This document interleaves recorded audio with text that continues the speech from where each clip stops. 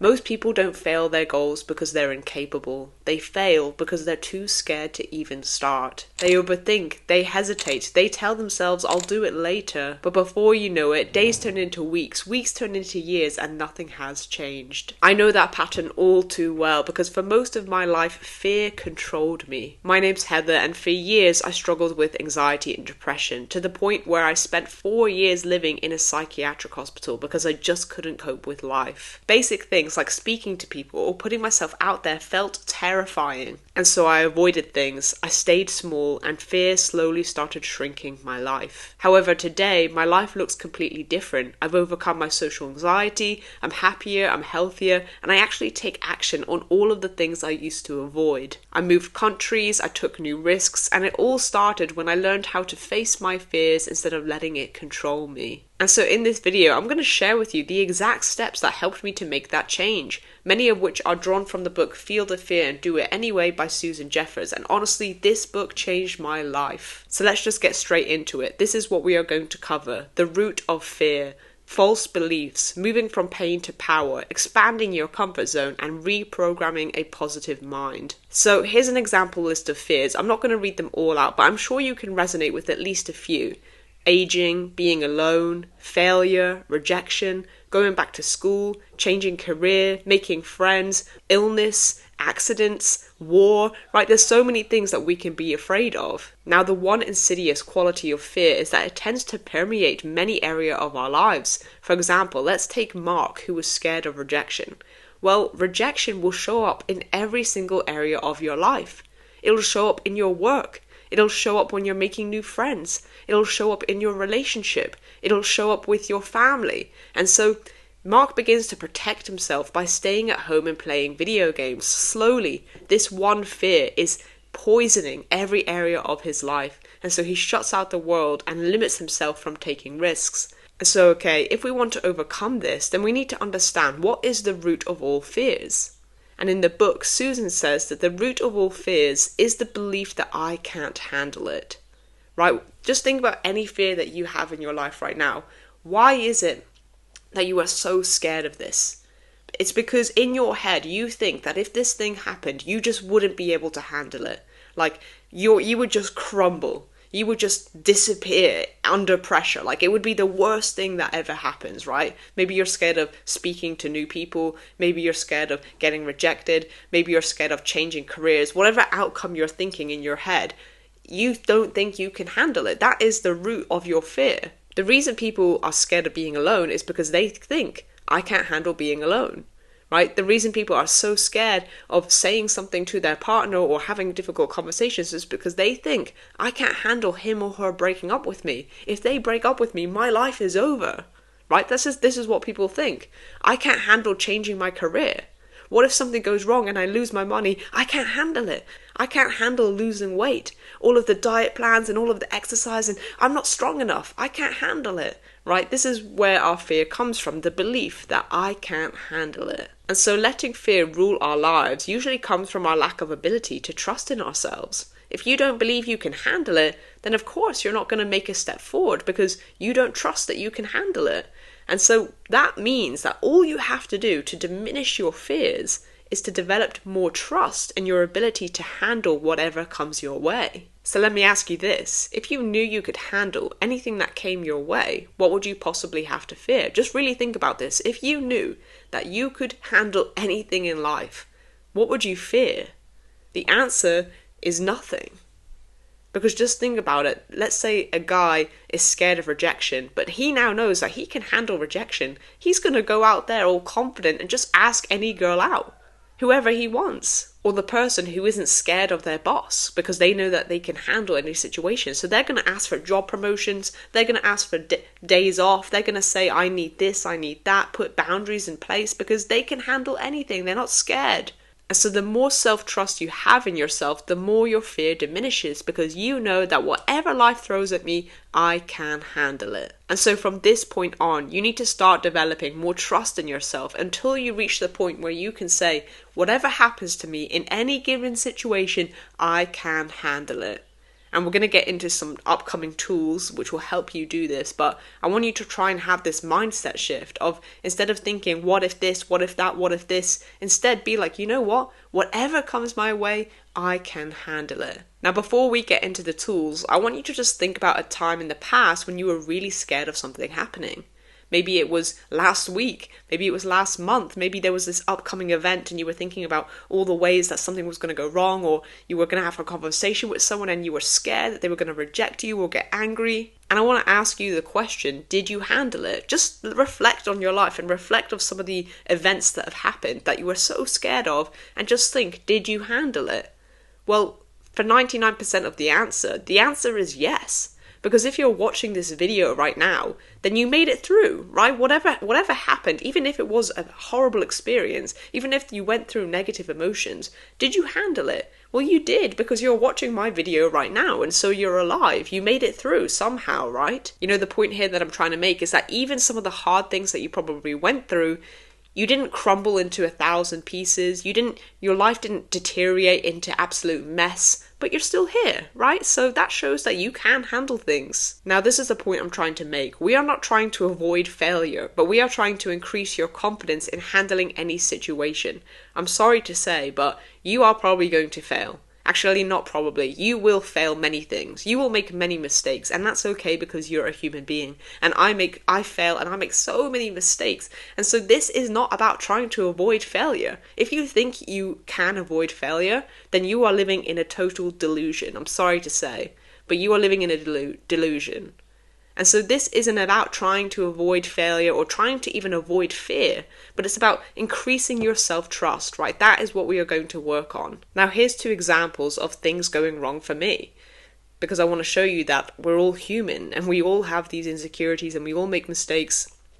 So in the first picture, I asked a guy out at work. He had shown me some initial signs that he was interested in me, but he was quite reserved and quiet, so in my head I was thinking, maybe he's just scared, maybe I should just take the risk. And I asked him out and he rejected me. And obviously I knew that that was a possibility. I didn't ask without thinking that that was a possibility. But obviously rejection isn't nice for anyone, right? So I was a bit embarrassed, I felt kind of cringy. I went home, kind of held my head between my tail. Is that the right saying? Head my tail. Oh fuck, I've messed that up. See, I'm making a mistake now. I hung my head between my that really isn't. I honestly don't know what that quote is. You get what I mean though. I was like groveling a bit, right?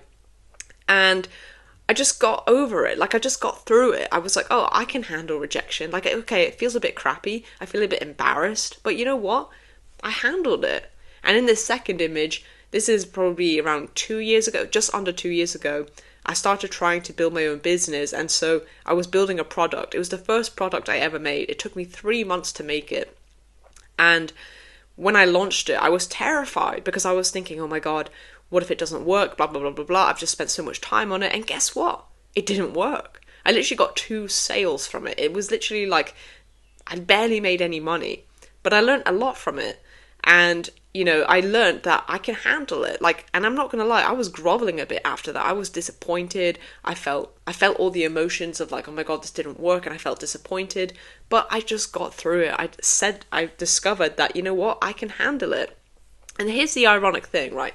The paradox is that the more things go wrong and you handle it, the more self-trust and confidence you build in yourself. This is such a paradox because everyone thinks it's the other way around.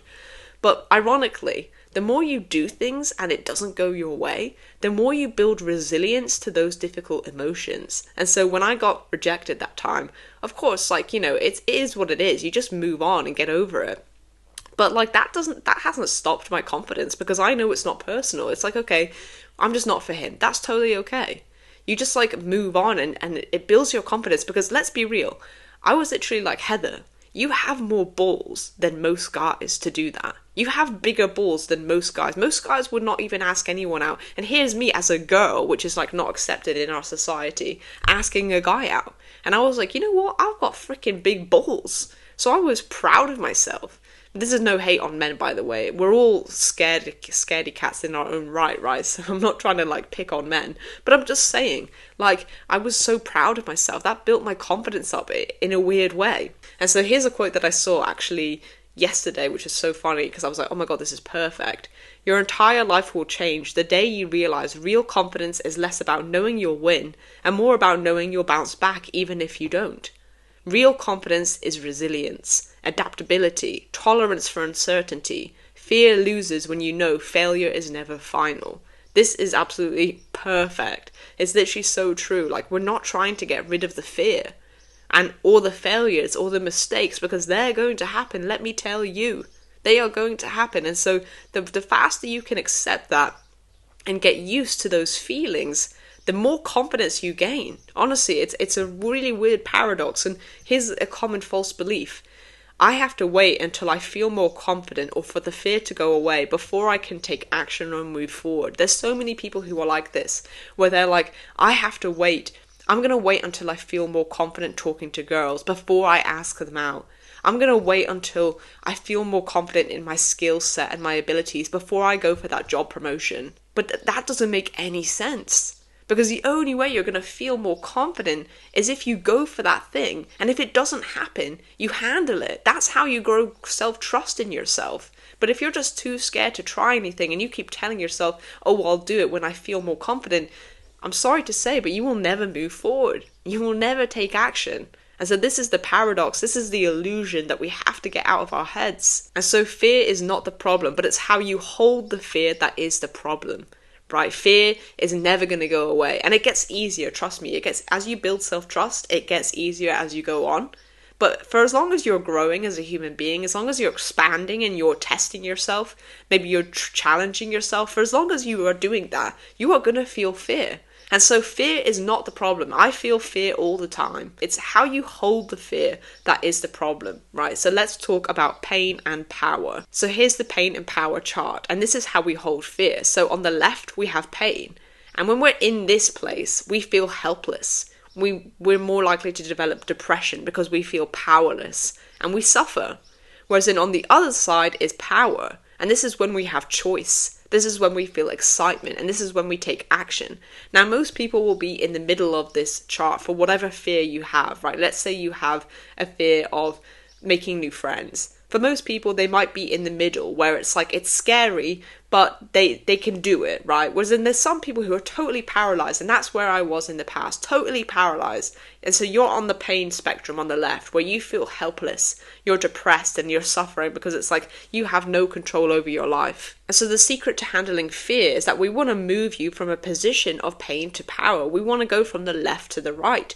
And when I say the word power, by the way, I just want to make clear that I'm not talking about power over people or power to change other people or do destructive things, but I'm talking about power over your perceptions, power over your responses, power to do what is necessary for your own growth, and the power to be in control of your life. That's what I'm talking about, right? So this is the first step. You need to start changing your vocabulary from pain to power. So I'm going to read these out, but we're going to break them down in a second. Pain, I can't. No, we don't want to say that. We want to say I won't. Instead of I should, no, we want to say I could. Instead of it's not my fault, I'm totally responsible. Instead of it's a problem, it's an opportunity. Instead of I'm never satisfied, I want to learn and grow. Life's a struggle. No, life's an adventure. I hope, or I know. If only. Next time. What will I do?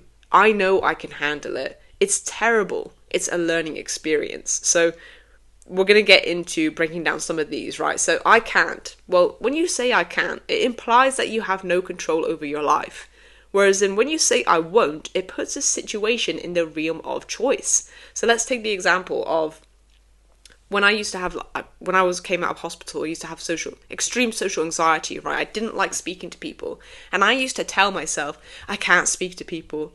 I was like, I can't make friends. I can't speak to people. And obviously, when you say I can't, it's like you're just totally powerless.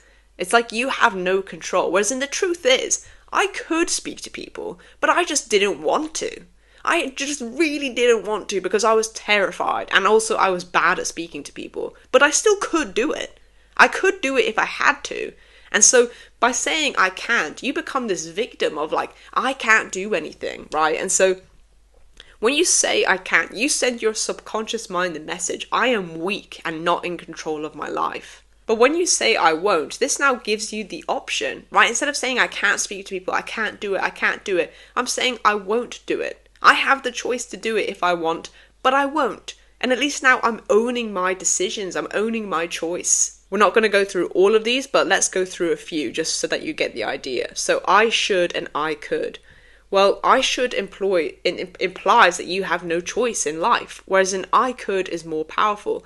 Everyone says like, I should do this and I should do that, and immediately you're now saying that like, it's not like you don't even have a choice in the matter, right? Let's take the example of like, a friend is moving house, and let's say that you're exhausted because you've had a busy day, a busy week at work, and you've been minding the kids and you're just exhausted, and a friend has asked you to help them and you think I should do that. So immediately you now basically have to do that in your mind, and it becomes an obligation. And so now you start to feel guilty, you start to feel stressed, maybe you start to feel resentful towards this friend because it feels like you have no choice. I should do this. Whereas then if you say I could, you now have a choice. I could go and help my friend, or I could stay at home and take a rest. I could go and do that, or I could say no. I have a choice to say no if I want to. This is the thing. People literally forget that they have a choice in what they're doing every day. But this vocabulary stops us from seeing that because we put ourselves into little boxes. Right, the next one is, it's not my fault and I'm totally responsible. Now, this is a big one. Honestly, I've made videos just on this topic alone. This is such a big one, and it's going to trigger some people, but if it triggers you, I'm sorry to say, you probably need to hear it. It's not my fault implies you are helpless and keeps you stuck in victim mode, whereas an I am totally responsible is far more powerful, and people do this all the time. And of course, I still fall into it too. I'm not trying to say I'm exempt here. It's not my fault I lost the job. It's not my fault I got sick. It's not my fault she broke up with me. It's not my fault I have no money. It's not my fault I have no friends. But all you do when you're saying it's not my fault is you're just passing any responsibility. And so guess what? You don't take any action to make it any better. However, when you take responsibility, you start to see what you can change and what solutions are there. Because there's always solutions there and there's always things we can do. But if we keep going around saying, this isn't my fault, then you're never going to change. And look, I just want to be clear that it's not your fault if you had bad external circumstances happen to you. Maybe you got abused, maybe there was war, maybe there was trauma, or other people did things to you. Of course, that is not your fault, but it is your responsibility to heal, to move forward and take ownership of your actions and life today. So this is an example that Susan said in the book, right? Instead of saying it's not my fault I got sick, she actually said, I am totally responsible for my illness. And she had cancer, by the way. This is the author of the book. She had cancer, and she said, you know what? Instead of just complaining, sitting here, feeling sorry for myself, not doing anything to help myself, she said, I am totally responsible for my illness. So, you know what? Let's see what I can do to prevent it from happening again. Now we start looking for solutions. Oh, I can actually change my diet. I can reduce stress in my life. Maybe I can leave this job and go for a different job. I can stop smoking. I can get enough sleep. I can exercise daily. When you start taking responsibility for your life, you become so powerful. Honestly, this lesson is just one of the most life-changing things that ever happened to me. Because like I said, I was in the hospital for 4 years, and when I came out, I felt sorry for myself. It was again, it's not my fault. It's not my fault I ended up in hospital. It's not my fault I have social anxiety. It's not my fault I have depression.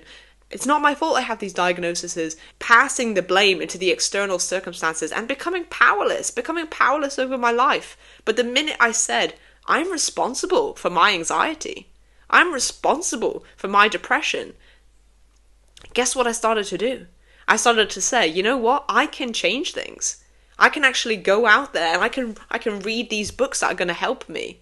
I can find information that's actually going to help me. I can take action and help the situation, right? And so when you take responsibility, you start to change. And here's a quote by Viktor Frankl, which if you don't know, he wrote the book A Man's Search for Meaning. And so he went through the Holocaust. He was a Holocaust survivor. And so, as you can imagine, that's like literally one of the worst things you can ever go through, right? You get beaten, abused, starved, like it is terrible. He lost all his family died, and yet he said this quote, "Between stimulus and response, there is a space, and in that space is our power to choose our response." That is so powerful. Every day we are making choices. Every day we can do things to improve our situation. But if you continue to blame everyone around you and you continue to say, it's not my fault, this is my fault, I can't do anything, look at my diagnosis, look at my label, then you will never change. And so this lesson, honestly, like, I feel passionate when I speak about this. Like, I feel like I'm getting goosebumps, and like, this is literally the crap that nobody wants to hear, because it's actually really hard to hear. The reason you are suffering is because of your response to things. And when you take ownership of that, you become so powerful. Just think about it like this. If you can create your own suffering, then you also have the power to create your joy. That's how powerful this stuff is. When you really take ownership of your problems and the situation that you are in life right now, when you take ownership of that, it means that you now have the power to change. And so the next one is, it's a problem. Well, what about saying it's an opportunity, right? It's a problem is another disempowering phrase. It's heavy and feels negative, whereas it's an opportunity opens the door for growth, right? You can always see the lessons and the blessings in things if you choose to. And each time you do that and you see the gift in the obstacles, you handle difficult situations in such a rewarding way. And this makes you far more powerful. Again, like when I failed my launch of my product, I didn't just sit there and be like, oh, it's a problem. I was like, you know what? This is an opportunity to learn what I did wrong, because I did many things wrong now looking back. And you have to see the lessons in these things. This makes you far more powerful than this person who just becomes helpless because, oh, everything's a problem. Everything's a problem. It's only a problem if you define it as a problem. And okay, this is another one. If only. If only this happened, if only she said yes, if only I got that job. Again, it's negative and whiny. It's like you're powerless. You're powerless over your life. Whereas then if you said next time I'm going to do this. Next time I'm going to learn from that situation. It implies that you have learned from the situation and will put the learning to use another time. And so you need to begin eliminating the can'ts, the problems, the shoulds, and so on from your vocabulary. You need to stop saying them. Every time you say, I can't do this, I can't do that, you become a powerless victim. Every time you say, it's not my fault, it's not my fault, again, you become a powerless victim because you're not in control. And you might think that this stuff is trivial. How will changing my vocabulary really change like my self-image or my fear? Will it really? And the answer is yes. This stuff is so powerful because your subconscious is listening to everything that you say. Think about times in your life where maybe someone said something that was so hurtful to you and you still remember it to this day. Even if it was 10 years ago, why is that? It's because it gave you such an emotional charge. It impacted you in such a way. And that's because words hold power. It's the same on the flip side. If someone maybe said something that brought you up, or someone said a compliment, someone said something that was so nice to you, you probably remember that too. And that's because words hold power. Words create emotion. And if you keep going around life saying, I can't do this, I can't do that, you're going to remain a powerless victim, not in control of your life. And that is where you will stay. In pain, in fear, feeling helpless, maybe even going into depression. And so we want to move from pain to power. And this is the first step. You start to change your vocabulary. And so take a screenshot of this or write it down in a journal. And remember this. And it's going to be hard at first. You're not going to be perfect. You're going to make mistakes. Even now, of course, I still say these things. And I have to catch myself. Even going over this book to try and relay these tools to you was helpful for me because we need these reminders all the time. And so this is the first step. Now, the next thing we're going to work on is expanding your comfort zone. So we all operate within a zone that feels comfortable to us, and we tend to not go out of that zone. So for example, let's say you might spend $75 on trainers because that feels comfortable to you, but for some reason $100 feels uncomfortable. It's like, no, I can't spend that much on myself. Or for example, you might find you feel confident to go to a cafe alone and just have a cup of coffee, but for some reason dining in a restaurant feels uncomfortable to you. Maybe you're scared of what other people think. Or you might ask for like a $2,000 salary raise, but for some reason $4,000 is like out of the limits. It's like, no, I can't do that. That's so uncomfortable. And of course, for each one of us, the zone is different depending on the fear and the situation, but whether you are aware of it or not, all of your decisions that you make are based on the confinements of that comfortable zone, based on how much you're willing to push yourself out. And so this is what we want to start working on. We want to start becoming aware of what are the limits of our comfort zone, and every day do something that widens your comfort zone. For example, maybe you will call someone that you're intimidated to call, or you buy a pair of shoes that costs more than you would have ever paid in the past, or you ask for something that you would have been too frightened to ask for before. And so what you want to do is you want to start taking a small risk every day, because even if it doesn't work out the way you wanted it to, at least you tried. You didn't just sit back powerless. You didn't just sit back as a victim of your life saying that you can't handle it. But at least you tried. And like we said before, when you try and do things and maybe it doesn't work out like you expected it to, but you handle it, this is when your confidence builds. This is how your self-trust builds. And so this image represents your comfort zone, right? Here's you in the middle, in the yellow. This is your original zone of comfort. And as you can see, there's small little risks that are coming outwards. The red arrows show risk 1, risk 2, risk 3, risk 4. And the more that you take small risks every day, suddenly your comfort zone expands. And now you have a new zone of comfort because you've done it so many times that now it's become normal to you. So for example, a big thing that's a lot of people struggle with sometimes is like going to the gym, just starting in the gym because they're scared of what people will think of them. I'm scared to go on the treadmill. I'm scared to do this. I'm scared I'm going to get the exercises wrong. And so if you were to just take this small risk of, you know what, I'm just going to turn up to the gym and I'm going to walk for a few minutes on the treadmill and then I'm going to go home. And imagine if you were to do that every day for, let's say, 3 weeks. Well, suddenly you probably get used to doing that. And so that would become your new zone of comfort. And I'm going to give you a personal example here of how I did this, but this bedroom is basically where I lived after I came out of hospital. So when I came out of hospital after 4 years, I lived in this like community house. So it's like this transition period. Basically, when you're in somewhere for so long and you're institutionalized, they have to kind of gradually put you in society. Otherwise, it's like too scary, right? It's like you've just gone from being locked up to now like free in the world, and it's kind of overwhelming. So I stayed in this like temporary house with staff where they were there 24/7. And at this time I had extreme social anxiety. I was always shy as a kid, but especially after being in hospital where I really didn't speak to many people, I didn't have many social situations. And so when I came out, I was just terrified to speak to anyone. I was so scared. Something simple was so overwhelming for me. And so this is when I started to expand my comfort zone, right? And what I did is I started taking small risks every day. I would go and just get a coffee and speak to the waiter. I would go, when I was in the taxi, I would try and just say one word to the taxi driver, like, how was your shift today? And that was it. Maybe I was quiet the whole time, but that was the one thing that was my risk for the day. How was your shift today? When I went to a park, I would challenge myself just to say good morning to someone. Good morning. That was it. That was the risk for the day. But the more I did that, the more I took those risks every single day, the more comfortable I got with them. I was like, okay, I can say good morning and it feels okay. I can go get a coffee and it feels okay. The more you take those small risks, the more your comfort zone expands. And eventually I went on to join some clubs.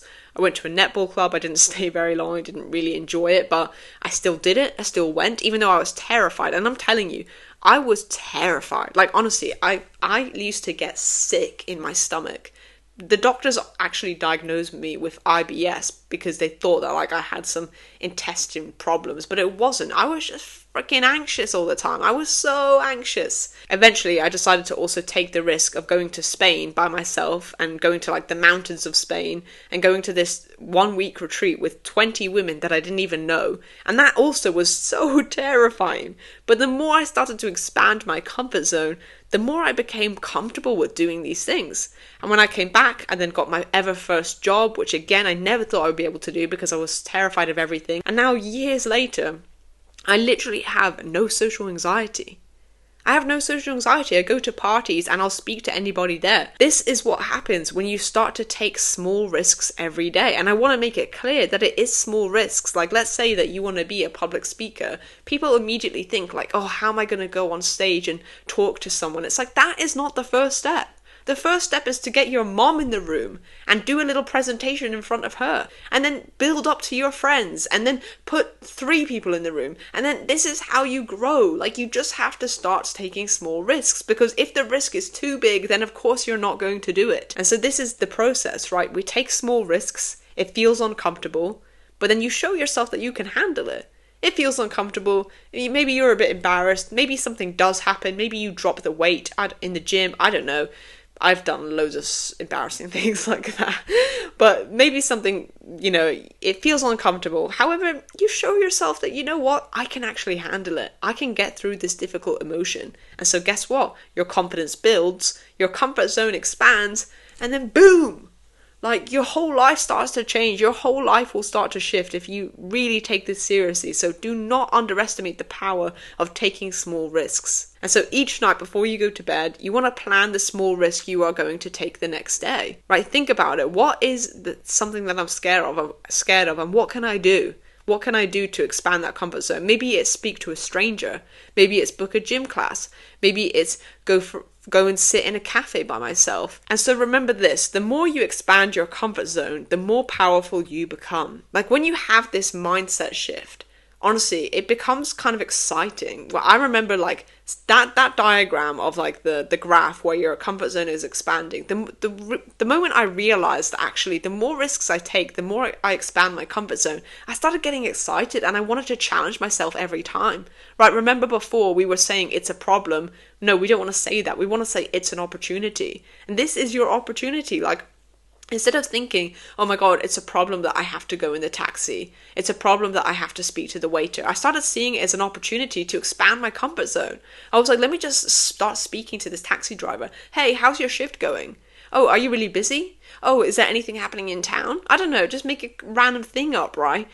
I started to get I remember going through a phase where I just wanted to test myself with everything. I started getting so excited because in my head I knew that I'm expanding my comfort zone, and the more I do that, the more I'm going to change my life. And here I am years later, my whole world and reality has changed, and it's because of this. Let's just do a quick recap, right, so far before we get into the 4th tool. Number 1, reminding yourself that I can handle it, because fear is all about your lack of self-belief, that you can't handle it, that you don't trust yourself you can handle it. Like, if you're so scared that your partner is going to leave you, and so you're so scared to say things or say how you feel because you're so scared, you need to remind yourself, whatever happens, you can handle it. Number 2, pain to power vocabulary. We need to start changing our vocabulary, how we talk about things. I can't do this. It's not my fault. I should do this. No.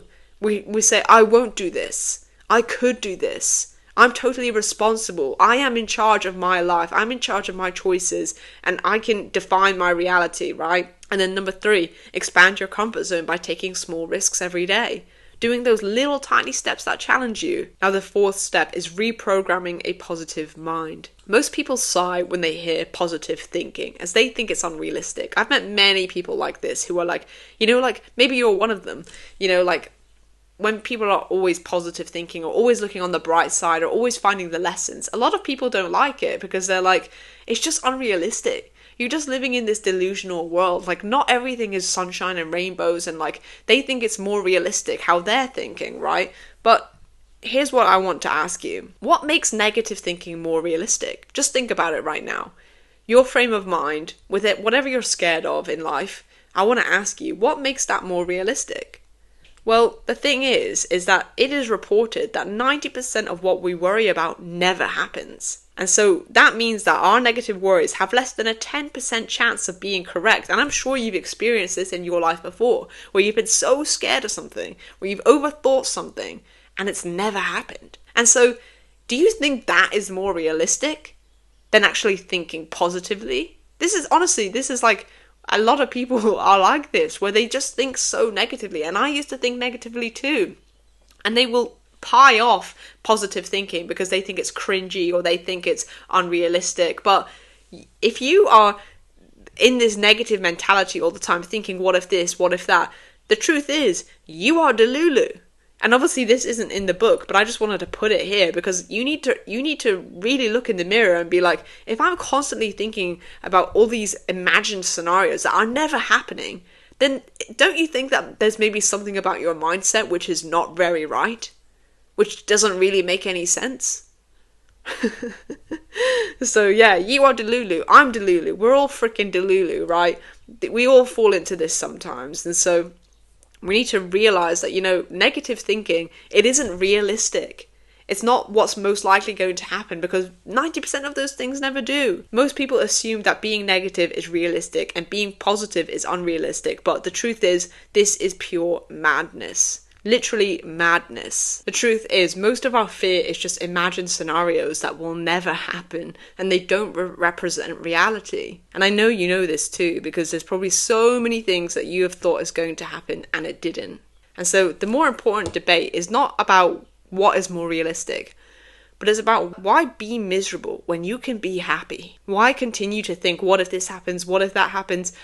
Instead of being like, you know what, I actually just want to live a good life. Because you live most of your life in here, in your mind. And so if you're not going to do any work on it and you're just going to think these negative thoughts, then of course you're going to have a negative life. Now let's take the example of two different attitudes, Mary and Joan. And unfortunately, they both end up losing their husbands, right? A tragic accident happens and they both end up losing their husband. Now Mary immediately takes on the mantle of tragedy, and for years she tries and seeks sympathy from everyone around her, to the point where no one wants to be in her company anymore because she's so draining. Because of this, she then has proof that as a single woman she'll never get invited to anywhere, and so she convinces herself that no one is ever going to love her again. Now unfortunately, her husband left her with only enough money for survival, and so she decided that's what she's going to live on, since she believed someone her age would never find a job. Who's going to hire me at this old age? She did end up going to a few interviews, but because of her lack of enthusiasm,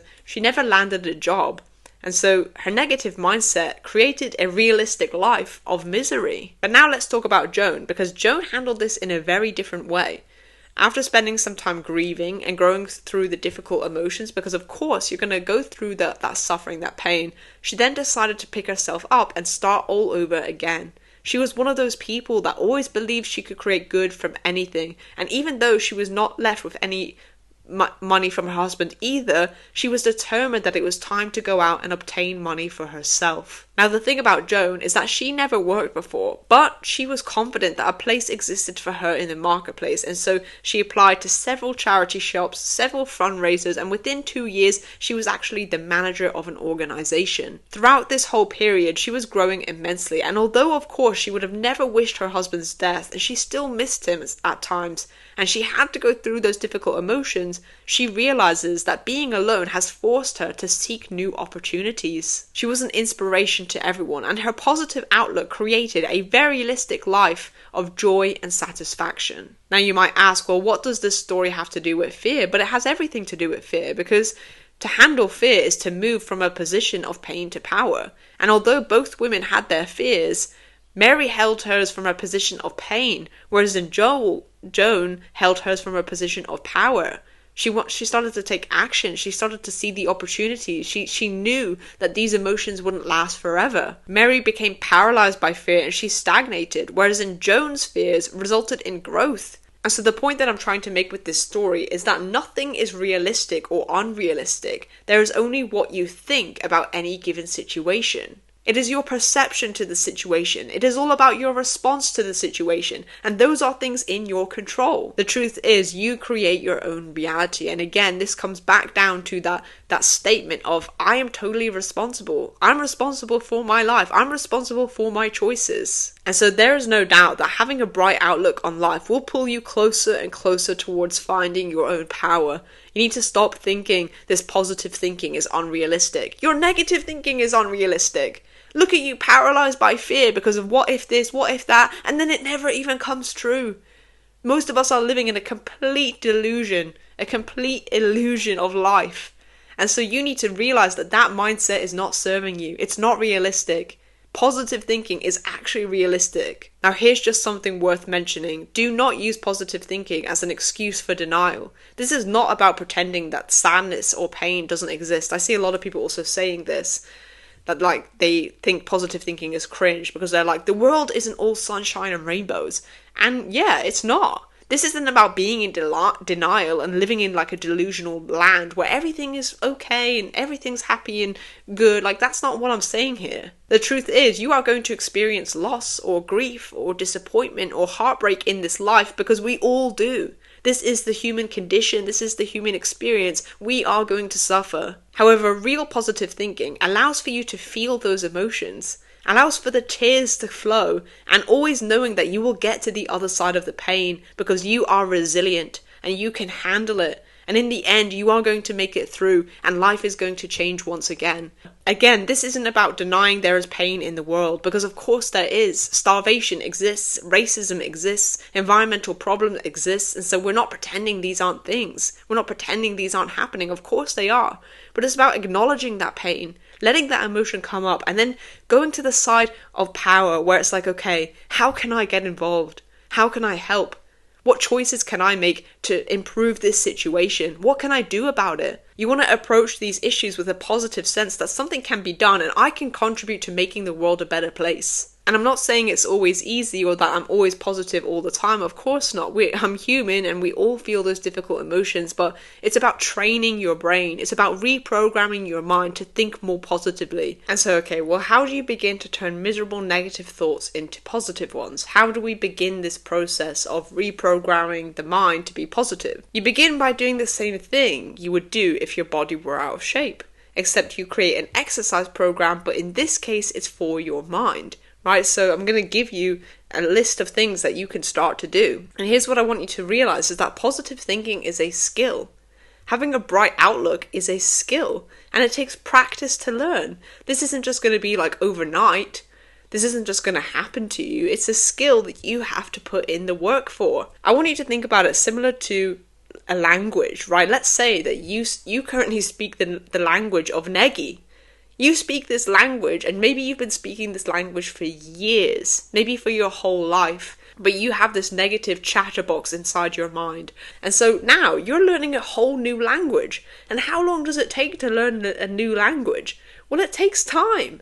It takes practice. It takes putting in the work, right? You don't just learn a new language overnight.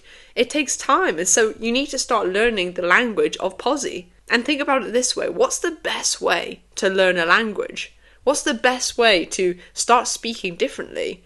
Well, it's that you need to surround yourself with the people who speak the language, right? You need to surround yourself with people who speak Posi so that that goes into your mind. And so the first step is to feed your life with inspiration and motivation, doing things such as listening to podcasts of inspiring people, reading books with inspiration and motivation, post-it notes or quotes on your walls. Change your environment, change your space, take off things on your wall that don't serve you and put up like a quote that actually makes you feel powerful. Motivational speeches, you just need to begin, right? People can really overthink this and they feel overwhelmed and they're like, oh, I don't know what book to read, or I don't know what to listen to. It's like literally just pick anything. Anything is better than nothing. And the more you go on this journey, the more it's going to be embedded into you. And like, this is literally how you start. Like, I remember reading, this was how I started, like, right, reading this book. This is what has changed so much of my life. And then also reading another book and learning from that. And then also listening to like a motivational speech of someone who has gone through such hard times and they've made it through and they give you their mindset. And the more you listen to these things, the more you start to think to yourself, what if I can do it? What if I can? You start to adapt their mentality. You basically absorb their mindset. And especially with like the post-it notes or quotes on your wall. Honestly, I do this with everything. Like on my phone, I've got always stuff on my phone, on my wallpaper, on my computer, on my desk. Like I write things down everywhere because I need to remind myself. I need to remind myself that that I can do it. I can handle it. Even the quote, I can handle it. You need to remember that. You can handle what life throws at you. You need to embed these positive statements into your mind until they become second nature. And the only way that's going to happen is if you keep surrounding yourself with it constantly. The reminders, the people speaking the same language as you. And the second step is to feed your mind with positive self-talk, such as affirmations and meditations. And I already know some people are going to be like, oh, affirmations or meditations, because you have judgments attached to it, maybe from what you've seen online, or maybe you've tried them before or whatever. But all affirmations are just positive self-talk. Instead of saying, what if this goes wrong? What if that goes wrong? You consciously choose to practice saying, but what if it happens? What if it's better than I ever imagined it? What if this actually works out? Right? I've had to do this so many times with like changing jobs or leaving the country or whatever. There's so many times where I feel fear. And I have those thoughts of what if this happens, what if that happens, what if I don't make enough money, what if I fail? But then I consciously choose to say the thought, yeah, but what if actually it ends up being way better than expected? What if I end up making money online and being able to do my dreams and travel everywhere? And then that thought makes me feel good. And I'm like, you know what? I have to do this. Even if I'm scared, I have to do this, because what if that happens? By consciously choosing to say positive statements to yourself, you will start to feel better. You'll start to think about things differently. Again, meditations, there's many meditations you can do which are going to ingrain positive outlook into your mind. Maybe you're thinking about your future self, you're imagining your future self, your future life, and that is only going to reinforce the idea that it is possible for you to create that. And so the whole reason you need to do all of this is because you need to out-talk your negativity.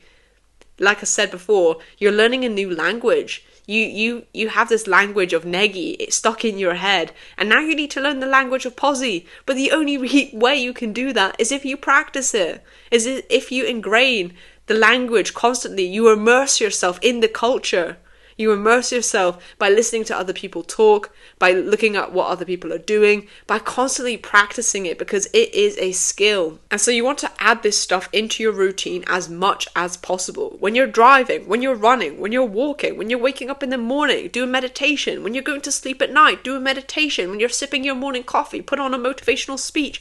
Like, to me, this stuff is second nature now. Like, I embed this stuff into my everyday. Like, it's just part of what I do. But you need to like reprogram your mind to be positive. And it takes work. Like, if you just stop doing this, you're eventually going to develop a negative mind again. Because, yes, as humans, we do tend to focus on the negatives of situations. We tend to feel fear, and then we focus on and ruminate on what if this happens, what if that. And so you need to consciously decide that you are going to practice this stuff every day. And there's no excuse, because you can do this stuff whilst you're on your way to places. Whilst you're on your way to work, listen to a podcast of someone who overcame something. Whilst you're traveling, read a book about an inspirational, motivational book, right? Like I mentioned before, the book Man's Search for Meaning of the Holocaust survivor. That's honestly a very touching book, and I feel like I wish more people read that, because people will, go on about their situation being so difficult. And here's this man who's just gone through the Holocaust, and he is still looking on the bright side of life. What? Like, come on. Like, if that is not inspirational, I don't know what is. Like, you need to ingrain this stuff into you anytime you can, right? Obviously, I know I'm getting passionate, but it's because this stuff works. You might be like right now, like, how does it work? Like, but it only works when you start. You start to take on other people's mindset, and you start to drill this stuff into your mind. And so add this stuff into your routine as much as possible. Read books, listen to podcasts, listen to good music. Just start, right? Just begin with something. Even you watching this video is a start, so well done for doing that. Now I have to say a warning. If you commit to this, your whole world will change. your whole reality will change. Just like mine did, as the shy girl in the bedroom who used to just scroll on TikTok all day because she was so scared to go out of her room, and she just was living this miserable existence, and she had anxiety and depression, and that was my whole identity. And now my whole life has changed because of all of these steps that I've took, that I've shared with you. And so if you actually take this seriously, this will completely change your life, and you will have more energy than you ever thought possible. You will laugh at things more because you won't take life so seriously. Oh, I failed. Oh, someone rejected me. Oh, it's okay. Like, we're all gonna fucking die someday. So, it's okay. You handled it. You get through it, right? You'll draw more positive people into your life who want to uplift you, who want to inspire you. You'll become healthier physically, because when you're healthier mentally, you're healthier physically, and you will just exude good energy, and you will be happy to be alive, right? Most people, if we think about it, most people probably aren't even that happy to be alive. They just go through their days doing these negative habits and just trying to waste time because they don't value their life and they don't value their existence and how we're only here for a short time. But if you put all this into practice, you will start to feel happy to be alive, because all of the limits that you used to have, where you used to be so scared to do anything, you now realize that you can handle it. And so now you can go after your goals and your dreams, and you start expanding as a human being, and everything just gets better. In case you can't tell, I'm very passionate about this because I just see in people how powerful they are, and they just don't see it because they're so stuck in their limited mindset. They're not aware of the beliefs they hold. They're not aware of the thoughts that they're believing to be true. And I can just see, like, oh my God, you have the power in your hands, but you just don't see it. So don't overthink all of this, right? I've tried to not put so much information into this, but just add in one small thing a day and start making those small steps to expand your comfort zone. And remember that positive thinking needs daily practice, right? It's a skill. It's not something that you just do. You read a few books and it's like, oh, yeah, I've sorted. Like, no, you need to drill this stuff into you, because trust me, we live in a negative world where people are victims of their own situation, where people don't realize that they create their reality, and so they will project all of that negativity onto you and make you think that you are powerless when the truth is you are not. Please go read the book if you can. Maybe that's a good action step to start with. Start reading that book, because you'll get deeper insights than what we've gone over today. But just to recap some of the tools for overcoming fear. Number 1, reminding yourself that I can handle it, because fear is all about a lack of trust in ourselves. And so we need to build up that trust. But the only way we can build up that trust and confidence is if we actually allow ourselves to make mistakes and do things wrong, because we realize that actually I can handle those emotions. I can get through it. Right? We need to start using pain to power vocabulary. Instead of thinking, I can't, I'm powerless, it's not my fault, we start thinking, I'm responsible. I can take action.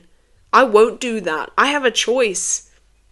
And then expanding your comfort zone, taking those small risks every day, those little small steps, and reprogramming a positive mind. Trying to learn the language of posi. And the only way you're going to do that is if you continuously study it. Podcasts, music, everything. You need to embrace yourself in that culture, and eventually you will start to outtalk your negativity. And so I know I've been quite passionate in this video, but it's because this stuff means so much to me. This completely changed my life, and I hope this video was of some value to you. Thank you for watching.